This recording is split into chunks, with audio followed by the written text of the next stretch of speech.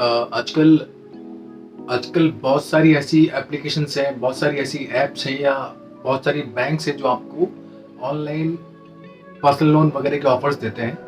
तो क्या वो लोन लेना सही है या वो लोन लेना चाहिए या नहीं लेना चाहिए, या उन लोन को लेते वक्त किन किन चीज़ों को ध्यान रखना बहुत ज़रूरी है, आज हम उस बारे में बात करेंगे। नमस्कार, मैं हूं अमृत और लेकर आया हूं आपके लिए एक बहुत ही इंफॉर्मेटिव वीडियो। दोस्तों, क्या होता है कि लोन की रिक्वायरमेंट तो हर किसी को रहती है। तो आज की डेट में बहुत सारी ऐसी एप्लीकेशंस हैं, बहुत सारी ऐसी ऐप्स हैं और बहुत सारे बैंक्स हैं जो ऑनलाइन ऑफर्स देते हैं पर्सनल लोन की, बिजनेस लोन की। और हम क्या करते हैं कि एक सिंगल क्लिक करके और उनसे लोन ले लेते हैं। लेकिन हम ध्यान नहीं रखते कि ये छोटी सी चलो पैसा तो बहुत जल्दी आपको मिल जाता है, लेकिन कहीं ना कहीं हम ऐसी गलती कर बैठते हैं कि हमें दोबारा लोन मिलने में बड़ी दिक्कत आती है। मैं किसी के बारे में नेगेटिव बात नहीं कर रहा, लेकिन इन लोन को लेने से पहले कुछ चीज़ों को समझना बहुत ज़रूरी है ताकि आप आगे भी इजीली लोन ले सकें। वरना आप लोन लेने लायक नहीं रहते, क्योंकि वो सिबिल इतना बैड इफेक्ट कर जाता है। किन चीज़ों का ध्यान रखें उस बारे में बात करते हैं। आप कभी भी अगर लोन लेते हैं ऑनलाइन किसी भी ऐप के थ्रू, तो सबसे पहले आप ये चेक करें कि उसका ईसीएस का सिस्टम प्रॉपर होना चाहिए। होता क्या है कि आपने एक सिंगल क्लिक किया और पैसा आपके अकाउंट में ट्रांसफर हो जाता है, लेकिन आपका प्रॉपर ईसीएस वेरीफाई ना होने से या ईसीएस सिस्टम ना होने की वजह से हर महीने आपको ईएमआई किसी लिंक के थ्रू पे करनी पड़ती है, और वो आप सेम डेट पे नहीं कर पाते तो फिर आपको पेनल्टी भी पे करना पड़ता है। तो आपको पेनल्टी भी लगता है और प्लस आपका सिबिल पे बैड इफेक्ट भी पड़ता है, आपका स्कोर भी कम होता है, क्योंकि वो आपका सिबिल के अंदर हमेशा डिले डेज दिखाएगा। तो सबसे पहले आप ध्यान रखें कि आपका उसमें ईसीएस का सिस्टम प्रॉपर हो।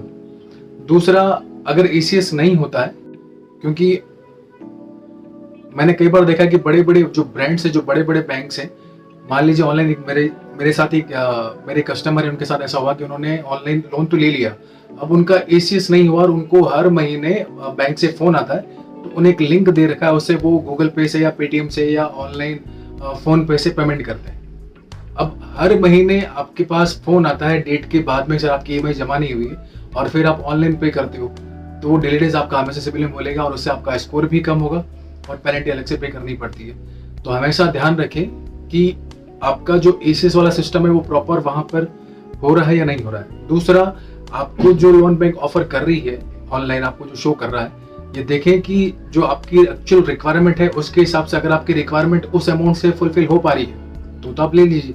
लेकिन अगर वो फुलफिल नहीं कर पा रहा है पूरा अमाउंट, तो कभी मत लीजिए, क्योंकि अगर आपने लोन लिया तो अगले 6 महीने साल भर तक आपको दोबारा कोई भी बैंक आपको पर्सनल लोन नहीं देगी, क्योंकि आपने ले चुके हैं और आपका उसके हिसाब से अब अगली बार जब प्रोसेस करेंगे 2-4-6 महीने में, तो आपका एलिजिबिलिटी पे बैड इफेक्ट जाएगा, तो आपको लोन नहीं मिलेगा। तो आप लोन लेके और फंस जाएंगे, क्योंकि आपको एक्चुअल जो रिक्वायरमेंट थी उसके हिसाब से ये अमाउंट कम है और दोबारा आपको बैंक देने को तैयार नहीं है, क्योंकि आपने रिसेंटली लोन लिया है। तो इन चीज़ों का जरूर ध्यान रखें। एक तो कितना अमाउंट मिल रहा है वो आपकी रिक्वायरमेंट के हिसाब से अगर फुलफिल हो पा रही है पूरी तो ले लीजिए। दूसरा, उसका ईसीएस का सिस्टम प्रॉपर हो।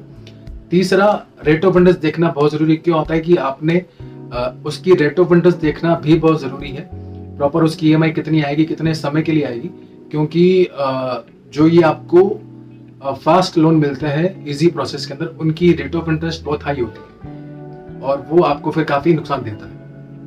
तो इसलिए सारी चीजें देखना बहुत जरूरी है, समझना बहुत जरूरी है, क्योंकि इंटरेस्ट आपको ही पे करना है, ना कंपनी पे करेगी, ना वो ऐप जिसकी है वो कंपनी बैंक पे करेगी। ठीक है, तो ये देखना बहुत जरूरी है, ताकि तो ब्याज में होने वाले भारी नुकसान से हम अपने आप को बचा सकते हैं। तो कैसा लगा आपको ये वीडियो, कमेंट्स करके जरूर बताएं। वीडियो को लाइक करें, शेयर करें और चैनल को सब्सक्राइब करना ना भूलें और बेल आइकन जरूर दबाएं, ताकि आपको आगे भी ऐसे ही नॉलेज वाले वीडियोस मिलते रहें। और आप किस तरह की वीडियो देखना चाहते हैं या किस बारे में आपको नॉलेज लेना है, आप मुझे कमेंट जरूर करें, ताकि मैं कोशिश करूंगा उस बारे में वीडियो बना के आप तक इन्फॉर्मेशन पहुंचाने की। बहुत बहुत धन्यवाद।